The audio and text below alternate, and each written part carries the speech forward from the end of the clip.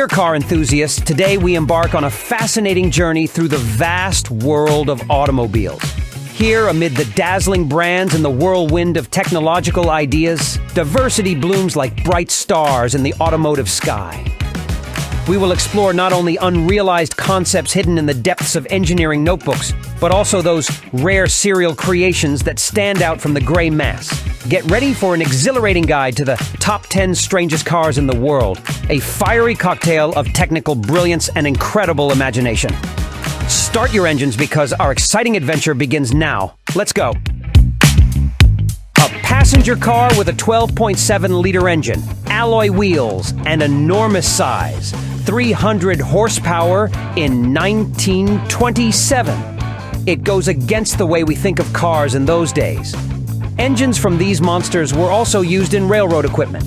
For comparison, the volume of engines of modern trucks is just the same, 13-14 liters.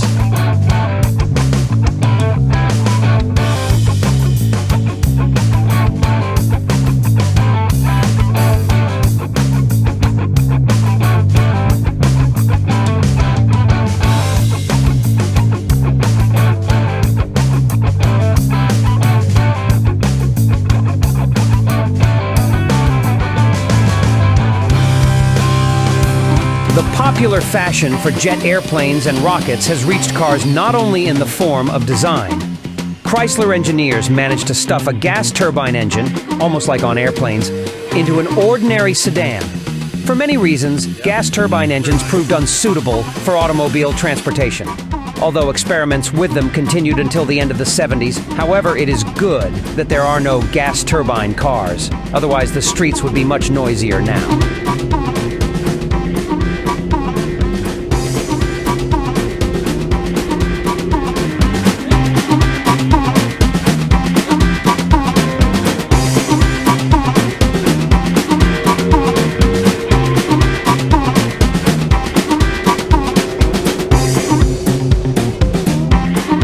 Go to a car dealership today and buy a real race car? No, but in the 60s you could.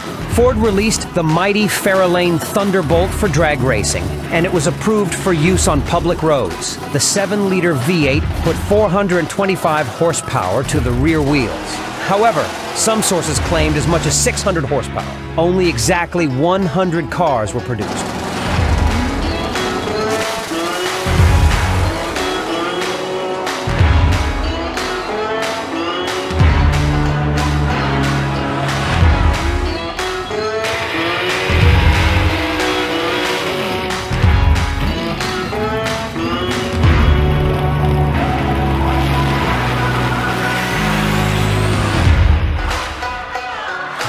The legendary DS was introduced as early as 1955, but by the end of the 60s, its design had been finalized. Hydro-pneumatic suspension, powerful brakes, and automatic clutch were not visible at first glance, unlike the single-spoke steering wheel in the cabin. Later, engines with electronic injection became available. There were station wagon and convertible bodies, which were produced piece by third-party ateliers. Someone calls DS the most beautiful car in history. Someone, on the contrary, considers it ugly. In any case, this miracle on wheels left an indelible trace in automobile history.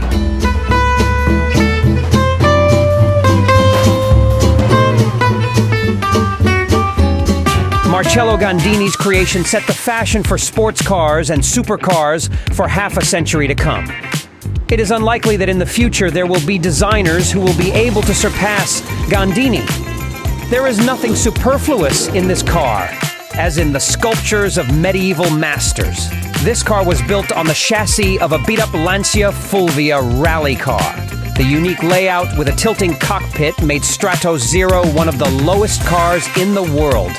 The digital dashboard in the 70s was truly from the future.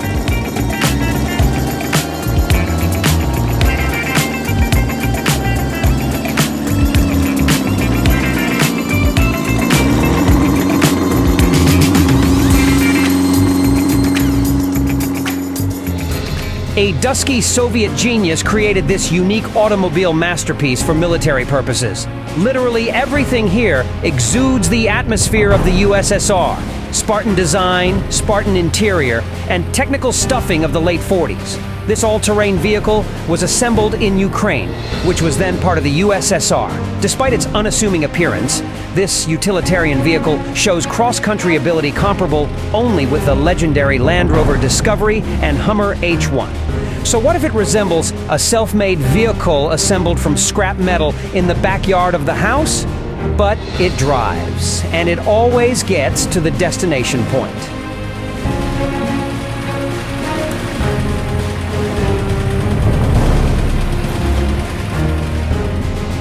If it seems to you that it is difficult to outdo the Soviet designers, then look at the French. They took not the most ordinary Citroen CX with a space design and screwed another axle to it. Why? Because they can. Yes, you can find a single-spoke steering wheel here, just like in the DS. No less strange system, Duravi helped drivers in corners, returning the steering wheel independently in a position straight. We can say that CX is the first car in the world with steer-by-wire system, only hydraulic. It goes without saying that the six-wheeled variant has inherited all these technical things from its usual four-wheeled variant.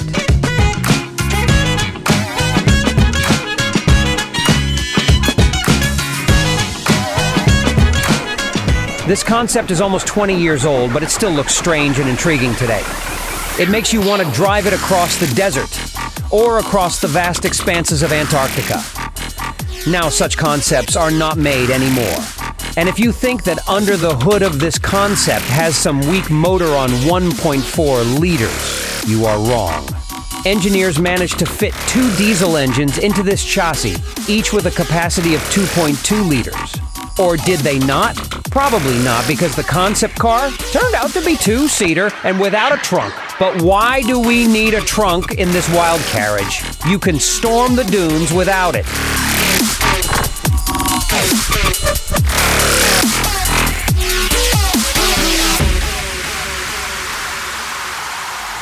No, we won't start a new wave of jokes about the name of this car, but what do you think of the fabric body? It looks spectacular, but no more than that. Nevertheless, the automobile still surprises with its alive behavior. All these impressive special effects are provided by a complex system of servo drives and frameworks. It would seem to be an innovation, a car with a fabric body. However, experiments with bodies made of soft materials were conducted back in the 30s of the 20th century. And as we see, this innovation did not take root at all. But you should agree that the car really came out extraordinary.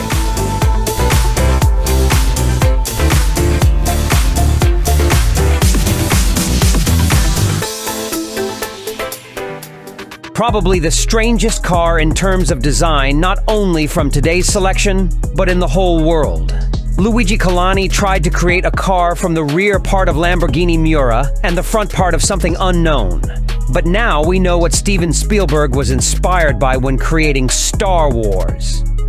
Evil tongues say that in fact, there was no engine in the car because the big and heavy V12 simply did not fit into the aft part of the body. Like many other unique cars, this specimen was found in very poor condition. Yes, it is beautiful in a strange way, but we wouldn't want to see cars like this on the roads, would you?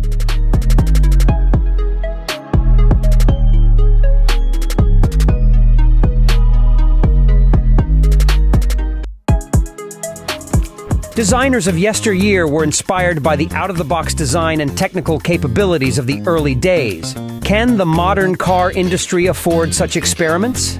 Nowadays, there are also such strange and conceptual cars, but they serve more for testing innovative technologies, and then simplified versions are launched into production.